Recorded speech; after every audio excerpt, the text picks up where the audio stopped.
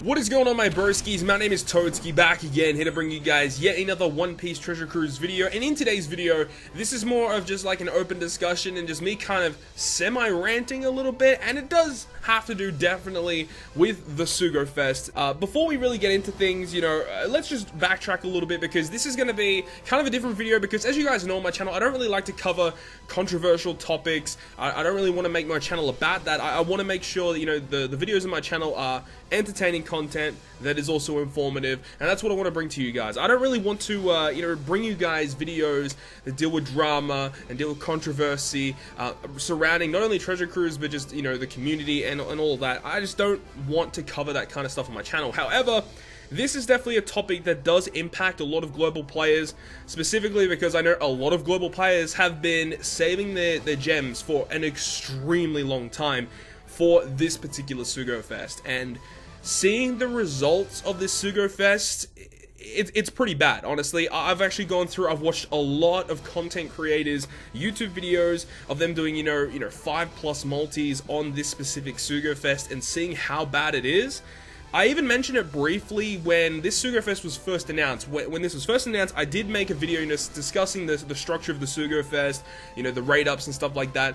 And I specifically remember saying in that video that this might be some sort of a bait of a Sugo-Fest. In my opinion, even though there are some pretty hype things in here, I still think it might be a better option to hold on to your rainbow gems just a little bit further. The thing about this is it definitely is. You know, when you actually just look straight up at the rates of this Sugo-Fest, it's mind-boggling how they were able to get away with this. So I want to just quickly, you know, make this video discussing my thoughts and opinions on this Sugo-Fest, because, you know, I don't really have like a set structure for this video. I just kind of want to get everything in my mind out to you guys, so you guys know how I'm feeling right now, because I'm not going to be pulling on this Sugo-Fest. I did originally state that I was going to do 3 multis on part 3, because for me personally, I don't really care about Gear 4 that much. I feel like Nami is the much more superior unit, and I'd love to have her compared to Gear 4. So I was waiting for part 3, because obviously Nami rated up in part 3, also V2 Dofi, V2 Akainu, Garp, all rated up on part 3. Which is amazing, because all those units I don't have. So that was what I was waiting for.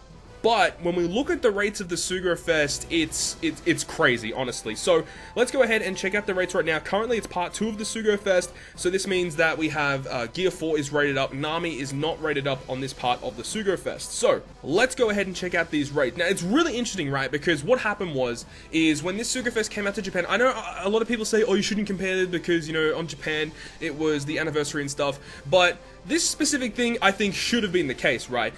So what happened is on part 1 of Japan, of this Sugo-Fest, Gear 4 and Nami were both rated up.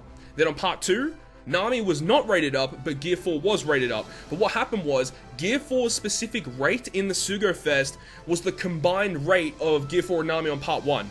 On this Sugo-Fest, that is not the case, which obviously will make Gear 4 a little bit less of a chance to pull on this Sugo-Fest, and I would assume, we don't know at this current time, but I would assume this is also going to be the same case on part 3 with Nami. So, let's go ahead and just have a look at the rates. Just straight up the bat, 0.1% for 6+ Lucci. Obviously, he's the only 6+ on the banner. To pull a 6-star character, it's 2.33%. I actually went through and calculated the chances of pulling a 5-star legend character, and it was double the 6-star. So, it ended up being like a 4.6 something%. So if you combine it along with the 6+, I believe it was around about a 7% chance to pull a red poster, which for a 2x legend rate, it actually makes a lot of sense.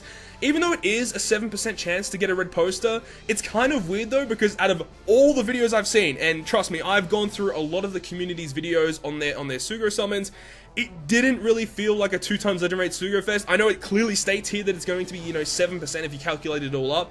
It didn't feel like it though, but obviously it is all RNG at the end of the day. But still, you know, it gets to a point where you start to really wonder, but still, that's not what this specific video is about, is, you know, what the red rates were. It's specifically of what units you get for your red poster, right? So, obviously, Lucci Beastman, 0.1%. Now, compared to red posters, 0.1% for this Lucci is actually pretty high, considering, you know, what else is available here. Kung Fu Luffy, 0.1%. This is the 6-star version, 0.1%, right? Katakuri, who is one of the rate-boosted characters in this Sugo-Fest, 0.068. He has less of a chance to pull than Kung Fu Luffy. Moving on, Gum Powers Potential Straw Hat Luffy. This is Gear 4 Luffy V2, the quick Gear 4. 0.068%. He has a lower rate to pull in 6-star form compared to Kung Fu Luffy. This is what I'm trying to get at here, is the fact that the characters that they're advertising on the Sugo banner with V2 Kuzan, Katakuri, and Gear 4, this is the same on part 1 as well, have a lower chance to pull compared to the other rated up 6-star characters. Now, because this is a Sugo-Fest that a lot of people have been waiting for to pull this specific character, for him to not be the highest rated legend in the Sugo-Fest, I feel is such a huge trap. Now, the thing about this is that in previous Sugo-Fest, I believe, like, I remember clearly on the Frankie debut Sugo-Fest on Global, he was the equal highest legend rate boosted in the entire Sugo-Fest. You know, if you were going to pull a red poster, you had the best chance of pulling Frankie. I believe he was equal highest with a couple of other rate-boosted legends at the time. And I remember specifically looking back at the Luffy Ace Sugo-Fest. I do believe that the Luffy Ace Sugo-Fest with Luffy and Ace, the debuting legend, had the equal highest rate to pull in that Sugo-Fest. In this Sugo-Fest, to pull the debuting legend, you have less of a chance to pull it, along with the other really high-tier characters, Katakuri, V2 Kuzan. You have a less of a chance to pull them compared to some other legends on this banner, and it gets even worse compared to what other characters you can get higher rate boosted compared to the new characters, right? So, obviously, Kung Fu Luffy has a higher rate than Katakuri, Gear 4 Luffy, and Kuzan, right? But it gets even worse. So if you scroll down here, 0.1%. V2 Isho is going to have a higher rate boost than the debuting legend. And then you got other characters here, Lucci Beastman, which is V2 Lucci, the 6-star form, higher rate boost once again. But you keep scrolling down, 0.1% for Hody Jones, 0.1% for Borsalino, 0.1% for Log Luffy. You have 0.1% for Crocodile, Mihawk. So all of those characters that I just stated have a higher rate boost than Katakuri, V2 Kuzan, and Gear 4.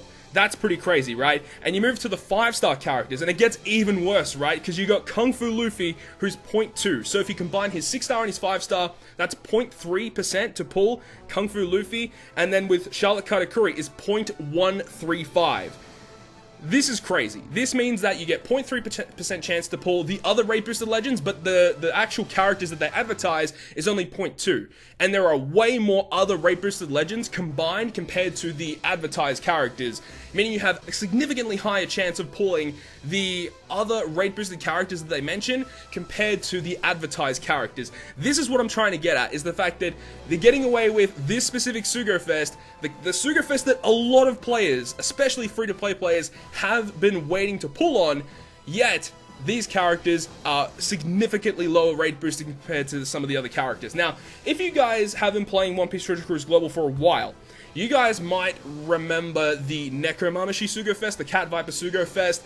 This was like a huge controversy in the Treasure Cruise Global community, where the actual rates to pull the rate boosted characters for like the ones that they advertise, being Neko, Shirahoshi, and V2 Law, the rates to pull those guys was significantly lower compared to the other rate boosted characters. People kept getting like Sabo, V1 Boa, Sengoku. I remember that being a huge controversy. At the time, there were no rates, so we couldn't actually check, but now we have the rates. This is very reminiscent of the Neko Sugo-Fest, and I just feel like it's such a kick in the balls that Bandai have the tenacity to do this.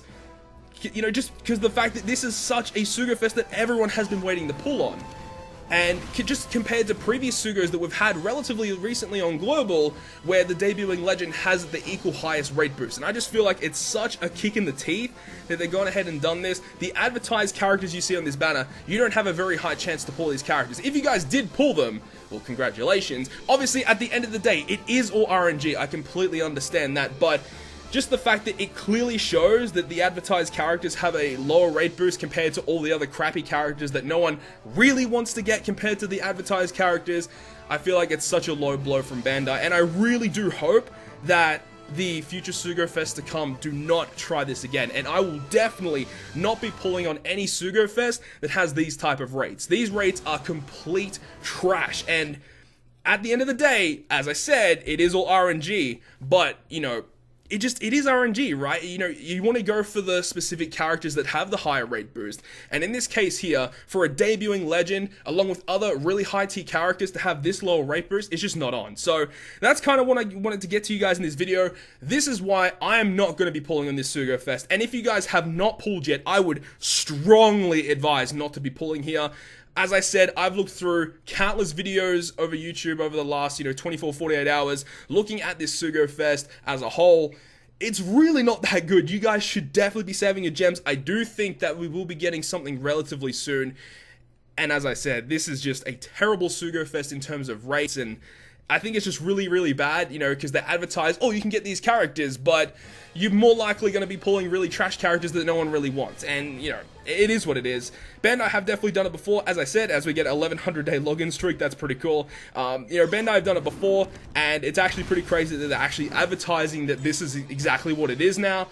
And I just hope that they never ever do this type of stunt again. We'll see what happens from here. And as I said, I just hope this never happens again. But let me know your thoughts and opinions on the Sugo-Fest. I know a lot of people have pulled. They didn't get really that good. I've looked at the comments on my latest videos, and people have been getting wrecked on this Sugo-Fest.